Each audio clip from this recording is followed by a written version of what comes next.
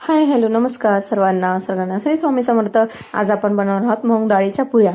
तर आपण सगळ्या गव्हाच्या पिठाच्या करतो, सगळ्या याच्या पुऱ्या करून बघतो, पण भिजवलेली मूग डाळीच्या पुऱ्या आज आपण करून बघितलेल्या नसेल तर तुम्ही नक्कीच करून बघा। त्यासाठी मी 1 वाटी भिजवलेली मुगाची डाळ घेतलेली आहे आणि 1 वाटी ला थोडी कमी आहे ना मेथीची भाजी घेतली, स्वच्छ धुवून आणि बारीक कट करून घ्यायची। मग आपल्याला एका बाउलमध्ये ना चिरलेली मेथी आणि जे आपण डाळ भिजत घातली होती ना मुगाची डाळ आणि त्याच्यात थोडा आल्याचा तुकडा टाकून आपण दळून घ्यायचं। मग ती पेस्ट आहे ना मेथीच्या भाजीत टाकायची।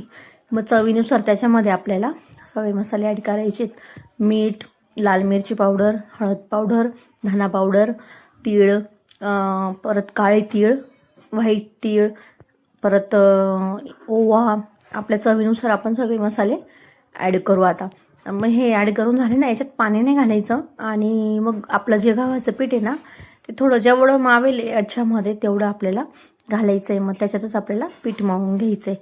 पीठ मळून घेतलं का मस्त छान अशा पुऱ्या लाटून घ्यायच्या आणि मस्त मध्यम ते लो ते मिडियम फ्लेवर तळून घ्यायचे, जास्त हाय पण नाही जास्त लो पण नाही।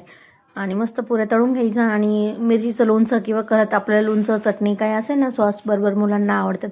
आणि प्रवासात नेल्यानंतर ह्या पुऱ्या कमीत कमी ना 4 ते 5 दिवस खूप छान अशा राहतात, कधीच खराब होत नाही। 4-5 दिवसापर्यंत टिकतात, प्रवासात न्यायला, मुलांना टिफिनला द्यायला खूप छान प्रकारे हा पदार्थ लागतो। एकदा बनवून बघा तुम्ही आणि आपला पदार्थ कसा वाटला ते नक्कीच कमेंट करून सांगा। रेसिपी आवडली तर लाईक शेअर कमेंट पण करा आणि व्हिडिओ बघितल्याबद्दल सगळ्यांचे मनपूर्वक